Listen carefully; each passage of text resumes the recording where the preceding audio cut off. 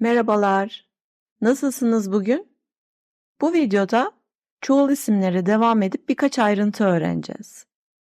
İlk önce Türkçe'de çoğulları kullanıldığı için belki de sizi şaşırtacak birkaç kelime öğrenelim. Aslında bu durumu ekmek kelimesiyle biraz sezmiş olabilirsiniz. Ekmek kelimesinin çoğulunu öğrendik. Ekmek,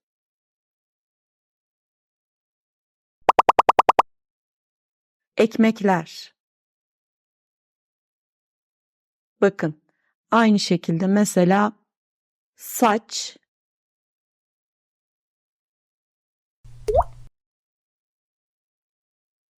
saçlar.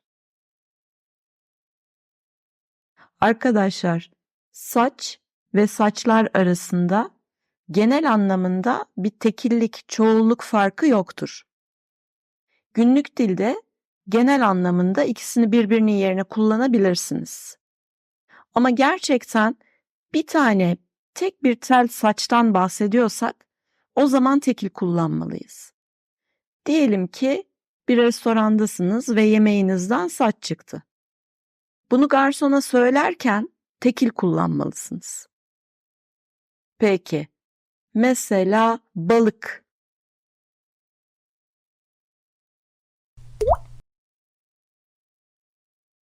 Bakın, ister aynı cinsten olsun, ister farklı cinsten olsun. Fark etmez. Birden fazla balıktan bahsediyorsak çoğul kullanılır. Balıklar. Peki, koyun.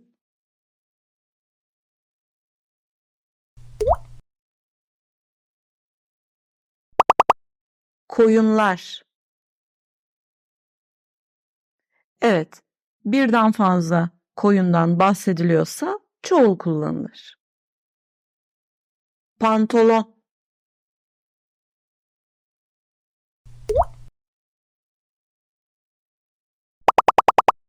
Pantolonlar. Aynı şekilde birden fazla pantolondan bahsediliyorsa çoğul kullanılır. Benzer kıyafetler ve aksesuarlar için de aynı şey geçerli. Mesela şort.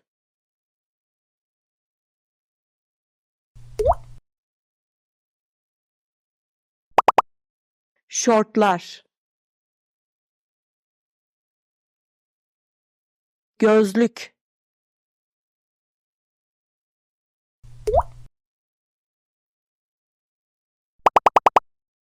Gözlükler. Bir örneğimizde makas.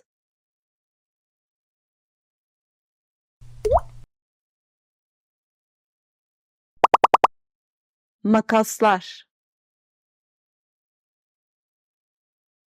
Evet, birden fazla makastan bahsediliyorsa çoğul kullanılır. Para.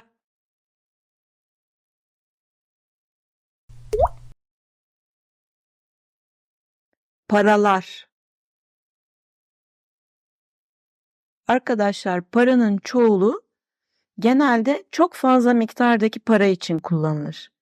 Örneğin büyük paralar. Peki. Mesela tür.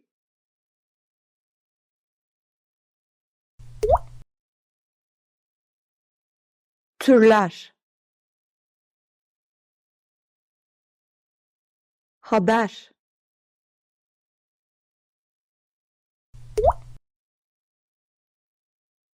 Haberler. Tavsiye.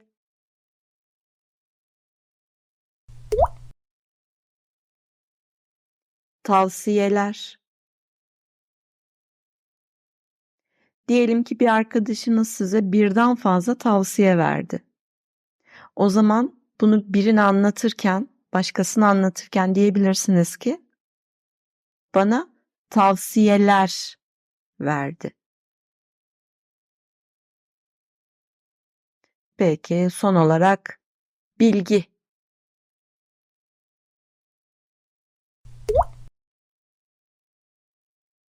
Bilgiler. Şimdi bu kelimelerin hem tekillerini hem çoğullarını beraber telaffuz edelim. Benden sonra tekrar edin lütfen. Ekmek. Ekmekler. Saç. Saçlar. Balık. Balıklar. Koyun. Koyunlar. Pantolon. Pantolonlar. Şort. Şortlar. Gözlük. Gözlükler. Makas. Makaslar. Para. Paralar. Tür. Türler. Haber. Haberler. Tavsiye. Tavsiyeler. Bilgi. Bilgiler. Çok güzel. Şimdi birkaç kalıp ifadeyi öğrenelim. Selamlaşma, vedalaşma, iyi dilekler için kullanılan ifadeler. Bu ifadelerin bir kısmının ana dilinizden farklı olarak kullanıldığını görebilirsiniz. Çünkü çoğu çoğul kullanılır. Mesela bildiğiniz bir kelimeden başlayalım. Selam. Evet, selam kelimesinin çoğu kullanılır. Çoğulu nedir? Selamlar. Evet. Neden? Çünkü selam kelimesinin son seslisi A. Yani kalın bir sesli. O zaman çoğul ekinin varyantlarından kalın sesli olanı seçiyoruz. Lar. Selamlar. Tamam, küçük bir hatırlatmaydı. Bunları biliyorsunuz zaten. Peki, selam ve selamlar arasında ne fark var? Aslında çok bir fark yok. Selamlar, selama göre biraz daha mutlu, samimi bir ifade. Yani ruh halinize göre ikisi arasında seçim yapabilirsiniz. Şimdi selam kelimesinin eş anlamlısını öğrenelim. Merhaba.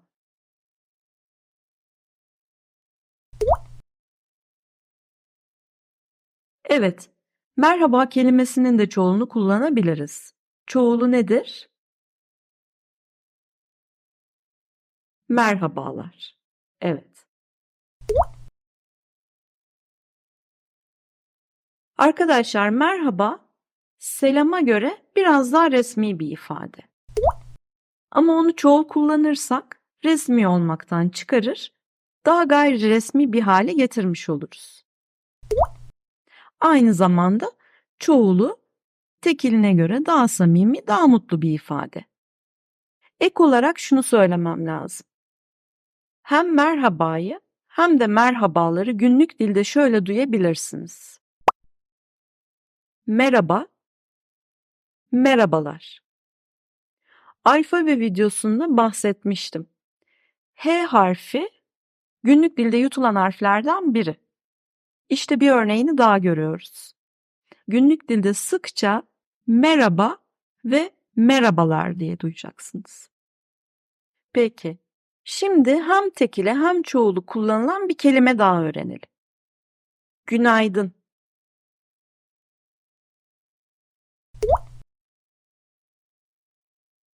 Çoğulu nedir? Günaydınlar. Evet.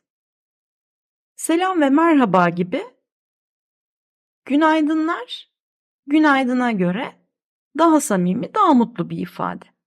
Yani uyandığınızdaki ruh halinize göre ikisi arasında seçim yapabilirsiniz. Evet, bu üç kelimenin de hem tekili hem çoğulu kullanılıyor, değil mi? Ama bazı ifadeler var ki tekil halleri yok. Şimdi onlara birkaç örnek görelim. Arkadaşlar, tabii ki bu ifadelerin içindeki isimlerin hem tekili hem çoğulu kullanılır. Ben şunu söylemek istiyorum. Bu isimlerle yapılan selamlaşma, vedalaşma, iyi dilek ifadelerinin tekili yok. Mesela bakın, gün.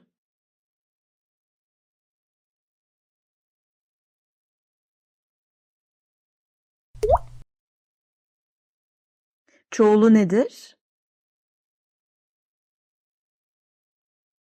Günler. Evet.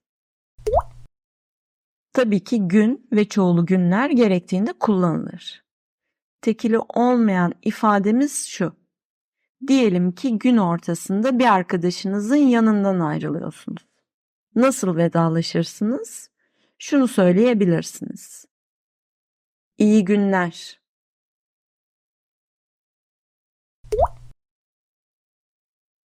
Yani şunu söylemiyoruz. İyi gün. İyi gün ifadesi farklı bir şey anlatır ve o ileriki videoların konusu. Biz selamlaşma veya vedalaşma için kullanırken iyi günler diyoruz. Peki, diyelim ki saat ilerledi. Akşam.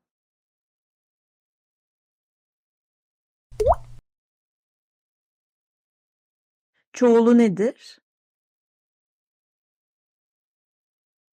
Akşamlar. Evet. Tabii ki akşam ve çoğulu akşamları kullanabilirsiniz. Tekili olmayan ifademiz şu. Diyelim ki saat akşam 9'da bakkala gittiniz. Şöyle selamlaşabilirsiniz. İyi akşamlar.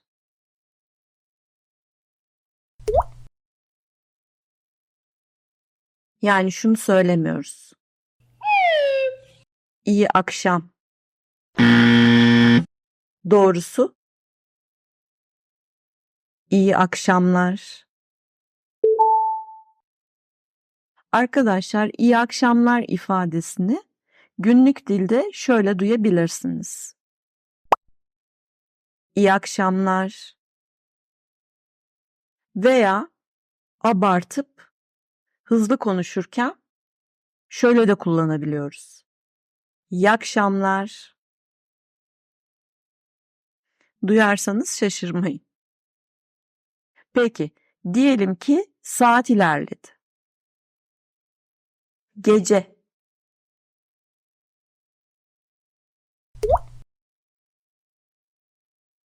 Çoğulu nedir?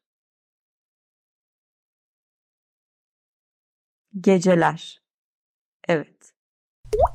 Gece ve geceler tabii ki kullanılabilir. Tekili olmayan ifademiz şu.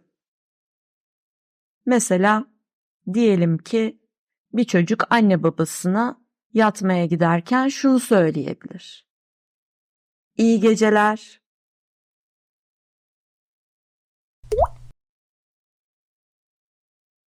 Ailesi de karşılık verecektir. Annesi diyebilir ki ama önce bir kelimeyi hatırlayalım. Uyku.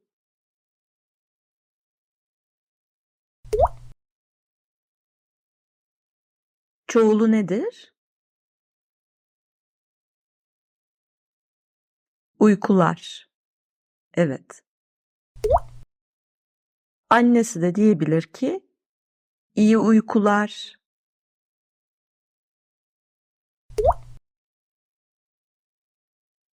Babası ne diyebilir?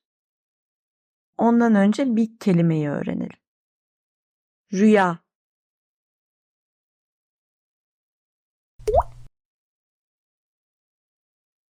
Çoğulu nedir? Rüyalar. Tekil olmayan ifademiz şu. Tatlı rüyalar.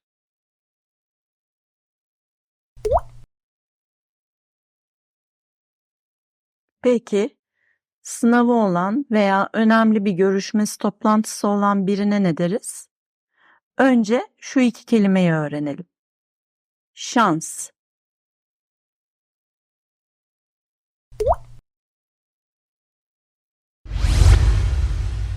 Başarı.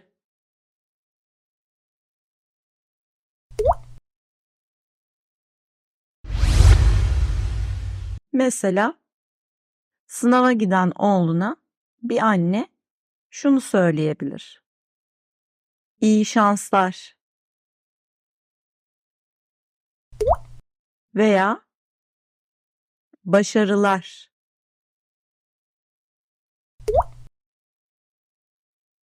Diyelim ki bir arkadaşınız tatile gidiyor ve siz onu yolcu ediyorsunuz. Ne diyebilirsiniz? Önce şu iki kelimeyi öğrenelim. Tatil.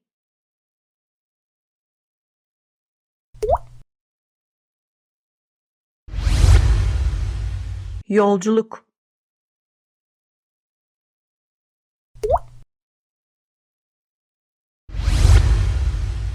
Şunu diyebilirsiniz.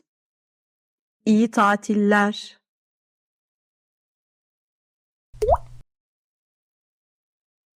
Veya iyi yolculuklar.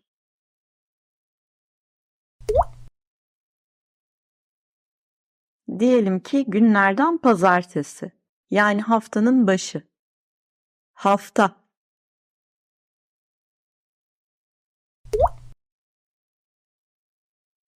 Ofise girdiğinizde iş arkadaşlarınıza şunu söyleyebilirsiniz. İyi haftalar.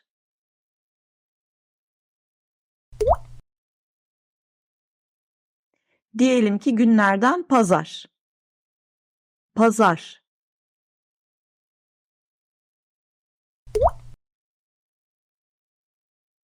Arkadaşınıza şöyle mesaj atabilirsiniz. İyi pazarlar.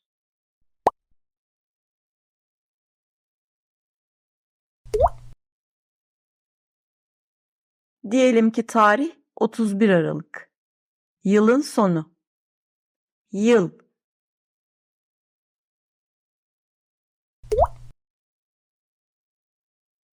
Eş anlamlısı sene.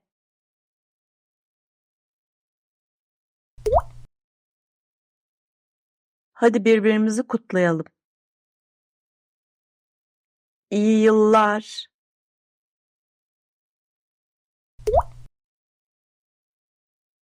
İyi seneler.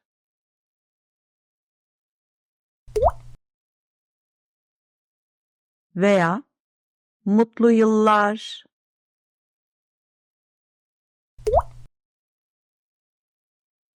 Mutlu seneler.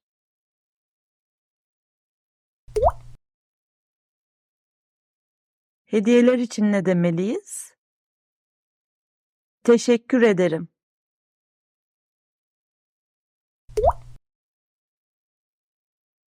Veya teşekkürler.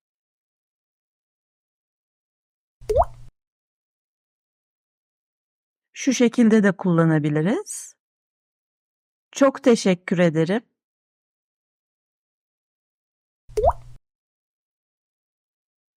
Çok teşekkürler.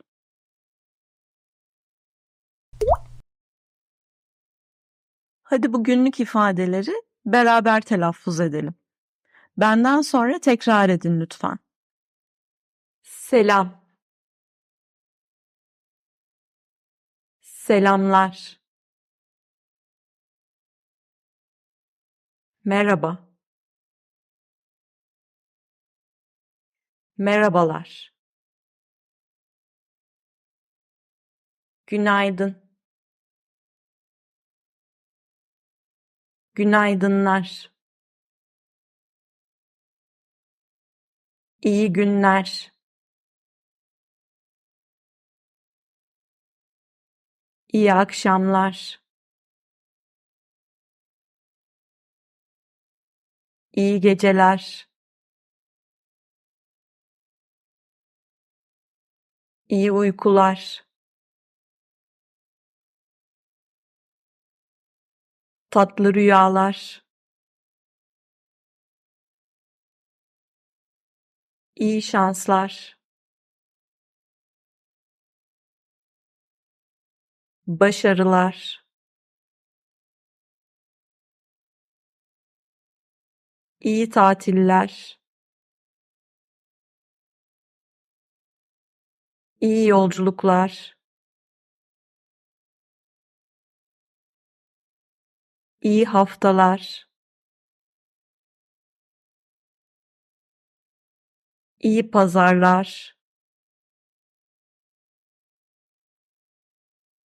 İyi yıllar.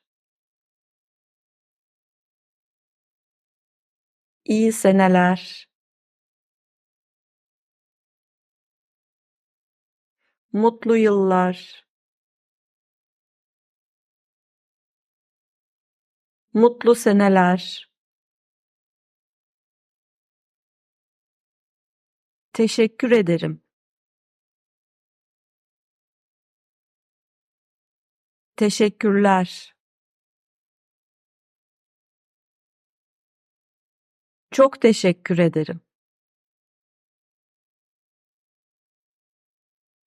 Çok teşekkürler.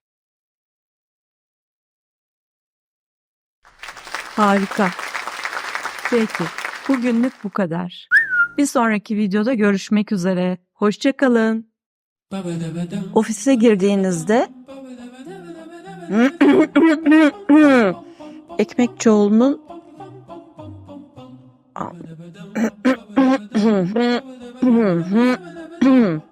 örneğin bu videoda çoğul isimlere devam edip bu hale gelebiliyor. Yatmaya giden bir çocuk var ve annesine babasına